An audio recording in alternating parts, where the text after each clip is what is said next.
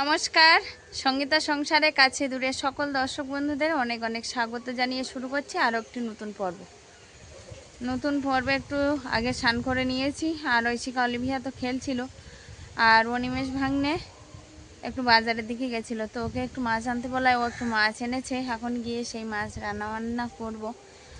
বাড়িতে আমরা তো 4 জন ছিলাম, আর ভাগ্নে আসায় 5 জন হয়েছে। তো সম্পূর্ণ পর্বটা সাথে থাকুন, আশা করছি ভালো লাগবে। যারা নতুন দেখছেন তাদের জন্য অনুরোধ রইল আমার চ্যানেলটিকে সাবস্ক্রাইব করে এই ছোট্ট পরিবারের সদস্য হয়ে যাবেন। ভিডিওটি ভালো লাগলে একটু বন্ধুত্বের হাত বাড়িয়ে দেবেন, লাইক কমেন্ট শেয়ার করে। তো কর্তামশাই তো কাল গেছে, আর আজকে আর বাড়ি আসতে পারবে না, কারণ ওখানে জিনিসপত্র গুছোতে একটু সময় লাগবে। কালকে আসার সম্ভাবনা আছে। তো যাই হোক, পুরো পর্বটা সাথে থাকুন। এখন বাড়িতে গিয়ে আর ওরা কি করছে বা রান্নাবান্না কি হচ্ছে সেটা দেখাচ্ছি।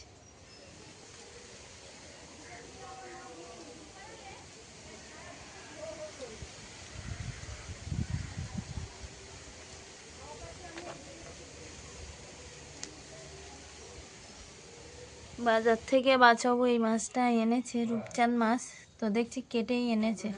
এখন মাছটা কেটে ধুয়ে পরিষ্কার করে নেব, নিয়ে মা দেখি কি দিয়ে রান্না করতে বলছে, সেই সবজি দিয়েই রান্না হবে।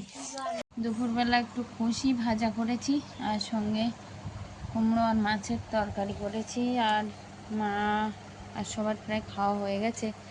এখন ঐশিকা আর আমি খেতে বসছি, তাই তো? কি খাচ্ছ এখন? মাছ ভাজা দিয়ে ভাত খাচ্ছ? আচ্ছা, খেয়ে নাও। মাছ ভাজা ভালো লেগেছে? আমার মাছ ভাজা ভালো লেগেছে। ভালো লেগেছে? হ্যাঁ, পুঁটি মাছ আমার তো ভালোই লাগে। আচ্ছা, খাও। বাইরে জলওয়ালা আসছে নাকি? কতটা কি জল আছে তা কি জানি না। তুমি খাও, আমি দেখছি। জল আছে তো, 1 ড্রাম আছে না এখনো? ওটা খালি হলে তারপর নেওয়া যাবে নাকি? ঠিক আছে, তুমি খেয়ে নাও, আমিও খেতে বসছি। দুপুরবেলা তো খাওয়া দাওয়া পর্ব মিটলো, মিটে একটু সবাই ঘুমানোর পরে এখন একটু যাচ্ছি রাস্তার দিকে। আমাদের অনিমেষ ভাগ্নে বাড়ি যাবে। ওই যে ড্রামগুলো কিনেছিল, জলের ড্রাম, সেই ড্রামগুলো গাড়িতে করে এখান দিয়ে নিয়ে আর বাড়ির পথে রওনা দেবে। তো ড্রামগুলো বইয়ে রাস্তার উপরে নিয়ে গেছে। এখন গিয়ে দেখব যে গাড়িতে সব ড্রাম তোলা হয়েছে কিনা, বা কখন গাড়ি ছাড়বে। তার জন্য একটু বড় রাস্তার দিকে যাচ্ছি। ও ওখানে আছে, একটু আগে সমস্ত ড্রাম সব বইয়ে আর ওখানে নিয়ে গেছে। গাড়িটাও চলে এসছে, আর ড্রামগুলো সব এখানে আনা হয়েছে। এখন গাড়িতে তুলে তারপর গাড়ি ছাড়বে।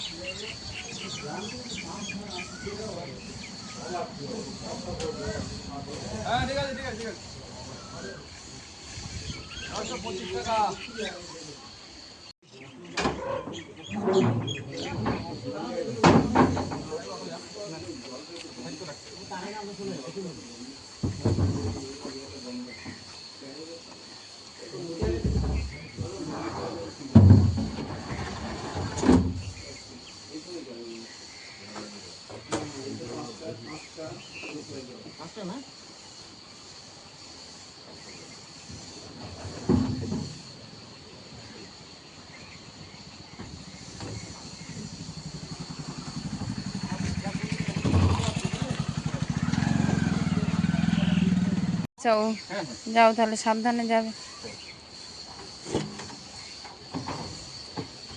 দাও না, আমার কাছে দাও না, হয় দুটো একসঙ্গে পারবে।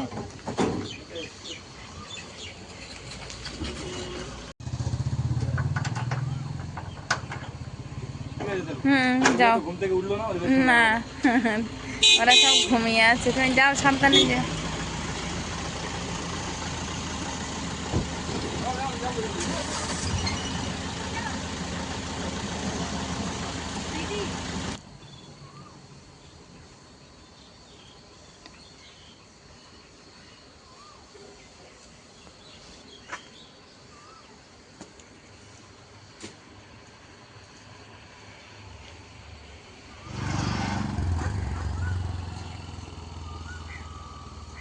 গাড়িতে সব ড্রামগুলো তুলে নিল ড্রাইভার আর ভাগ্নে মিলে, তুলে গাড়িটা ছেড়ে দিল।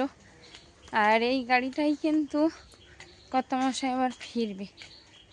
তো সেটা কখন ফিরবে, হয়তো অর্ধরাতও হতে পারে, আবার সকালও হয়ে যেতে পারে। এখন অপেক্ষা যে কখন ফিরছে। তবে এখন এখান দিয়ে গাড়ি ছেড়েছে মানে এখান দিয়ে যেতে যেতে তো ওখানে যেতে সন্ধ্যাই হয়ে যাবে। আর ওখান দিয়ে তারপরে জিনিসপত্র নিয়ে কর্তামশাই আবার এই গাড়িতে ফিরবে। এখন বাড়ির দিকে যাব। ঐশিকা অলিভিয়া ঘুম থেকে উঠে নিতে বাঁচাবো বলছিল যে ওরা ঘুম থেকে উঠিনি, এখন ওদের সঙ্গে একটু দেখা হলো না, মানে দেখা হয়েছে, কথা হলো না আর কি। তো যাই হোক, ভালোভাবে সুস্থভাবে বাড়িতে পৌঁছাক, ঠাকুরের কাছে এই কামনা করি।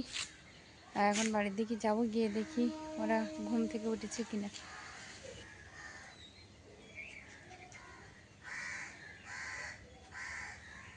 সন্ধ্যাবেলা তো ঐশিকা পড়তে গেছে, আর ঐশিকা বোন অলিভিয়া তার ঠাকুরমার সঙ্গে খেলা করছে। আর আমি সেই ফাঁকে বেশ কয়েকটা নারকেল জড়ো হয়েছিল, তো সেই নারকেলগুলো এখন ফাটিয়ে নিয়েছি, নিয়ে আর নারকেলগুলো কুড়াচ্ছে।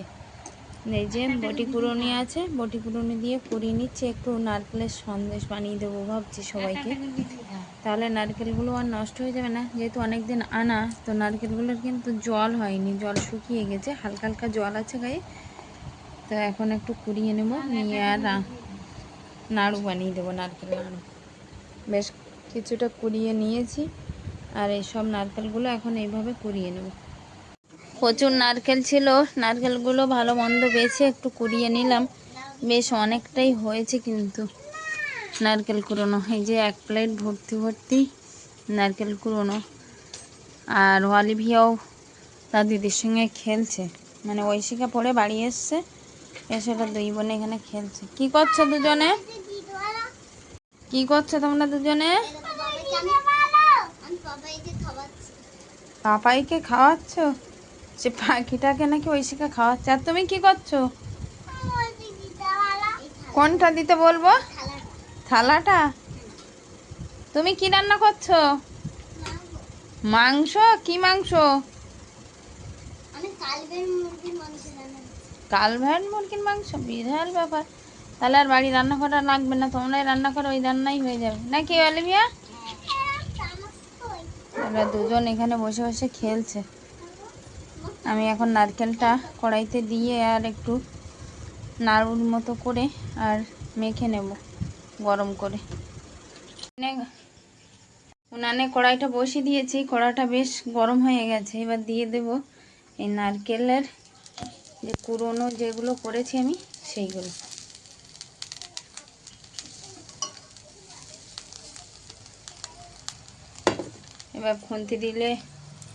এবার খুন্তি দিয়ে ভালোভাবে এটাকে নেড়ে ছেড়ে নেব।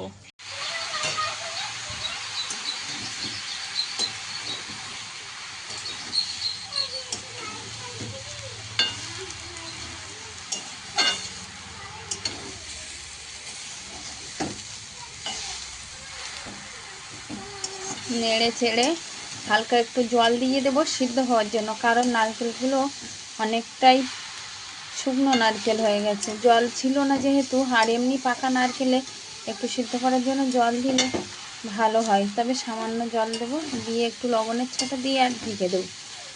লবণটা এতে দেবো একদম সামান্য করে।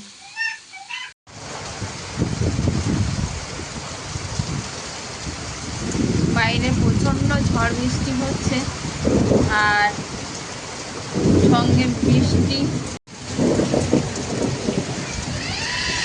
হঠাৎ করেই প্রাকৃতিক দুর্যোগ বলাও চলে।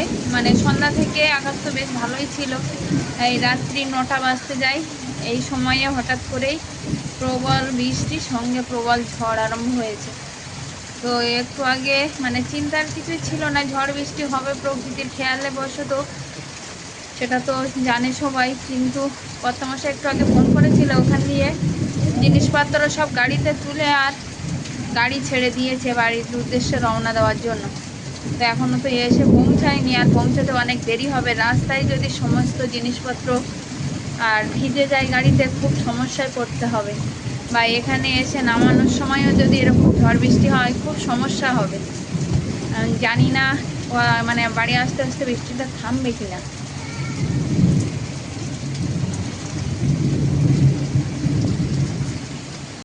রাত্রিবেলা বাইরে বৃষ্টির ঘন ঘটা, আর সঙ্গে মাথায় একটু গামছা জড়িয়ে নিয়েছি, কারণ ঐশিকা খেলতে খেলতে সেই কাঠগুলো আলগা করে দিয়েছিল, শুকনো কাঠ যেগুলো ঢাকা ছিল।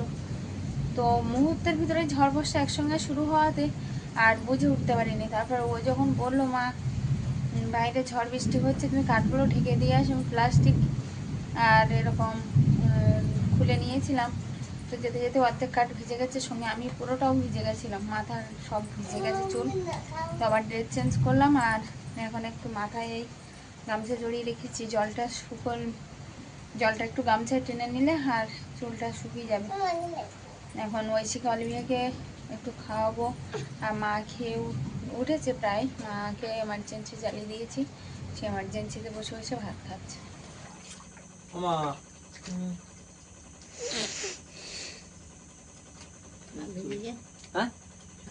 না না ভিজিনি, আমি ভিজে গেছি। না গাড়ি বাঁধা আছে, সব গাড়ি রাস্তায়। সকালবেলা মানলাম হবে নাকি? হ্যাঁ সকালবেলা নামবো, এখন নামালি আর আমি একা বইতে পারবো না। হ্যাঁ, তোমাদের 11টা বেজে গেছে, আর এখন সম্ভবও না এত আরে 1 রাত্রিবেলা। ঘন্টা রাস্তায় দাঁড়িয়ে থাকলাম, তার জন্য এত দেরি হ্যাঁ হলো না না? আমি আরো 1 ঘন্টা আগে চলে আসি। কি বৃষ্টির জন্য দাঁড়িয়েছিলে? বৃষ্টি ঝড়, আমি তো ভাবছিলাম যে এনে মাত্র আবার গাড়িওয়ালা বলে নাকি যে গাড়ি নামিয়ে নিতে রাস্তায় হবে, তখন খুব সমস্যায় হ্যাঁ। পড়তে হবে। তাহলে ঢাকা দেওয়া আছে সব হ্যাঁ কিছু? সব ঢাকা দেওয়া আছে। গাড়িওয়ালা কিছু বলেনি? না না কি বলবো, কারণ এতটা রাত হয়ে গেছে তো। না না ঠিক আছে, আস, এসে ফ্রেশ হ।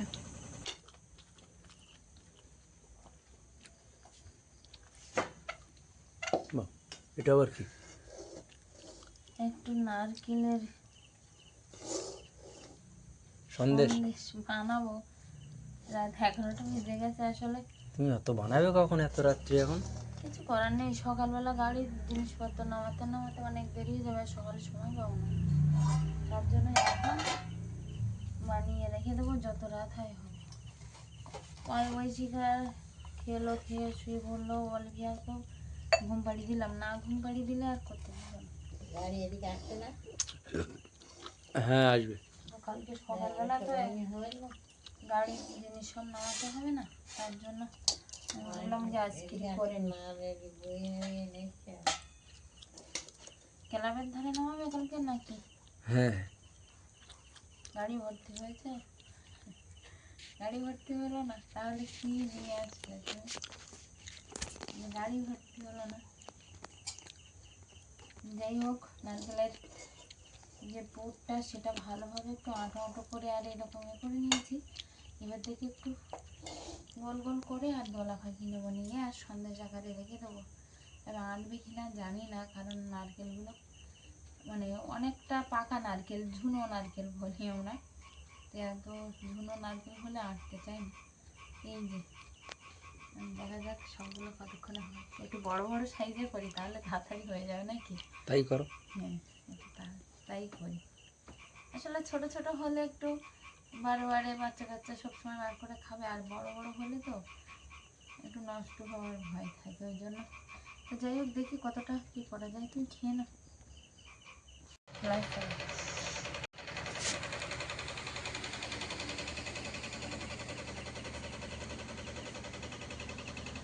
অর্ধেকটা কমপ্লিট করে ফেলেছি, আর এখনো অর্ধেকটা আছে। এই অর্ধেকটা হয়ে গেলে আর ঘুমের দিকে যাওয়া হবে। অলিভিয়া তো প্রথমে ঠাকুরমার ধারে শুয়েছিল, ঠাকুরমা একবার বললো এখানে ঘুমা, কেউ দিদির সঙ্গে সমানে ঝগড়া করছে। ওরে উঠান দিয়ে মারপিট করে দুই বোনে, শেষে আমি বলছি তুই ঘরে হাঁট, বলে ঘরে গিয়ে তাই ঘুম পাড়িয়ে দিয়েছি। আর দিদি এখানে শুয়েছে, মানে দুই বোন এক জায়গায় হলে কিছুক্ষণ ভালো থাকে, আবার কিছুক্ষণ একটু খুনসুটি হয়। আর সেই কারণে ঘুমাইনি অনেকক্ষণ, না হলে আমার এতক্ষণ হয়ে যেত। আমি জানি তুমি গাড়ি আসতে আসতে আমার এগুলো কমপ্লিট হয়ে যাবে। মানে আর অর্ধেকটা করে নেবো, হয়ে যাবে বলে। আর একটুই লাগবে।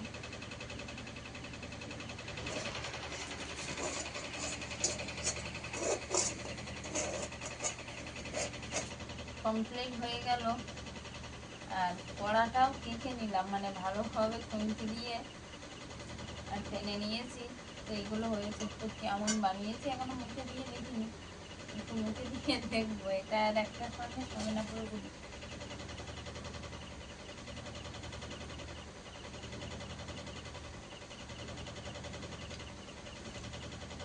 এটা যাবে মনে হয়, তবে খুব জানবে তা নয়। একটু এলাচ খেতে করে দিয়েছিলাম, তো ভালো সেন্ট হয়েছে। যাই হোক, সন্দেশগুলো করা হয়েছে। এবার এটাকে ঢাকা দিতে হবে। বড় গামলি দিয়ে ঢাকা দেবো, বড় গামলা দিয়ে ঢাকা দিয়ে দাও। কারণ একটু ঠান্ডায় রাখা দরকার, গরম গরম তো।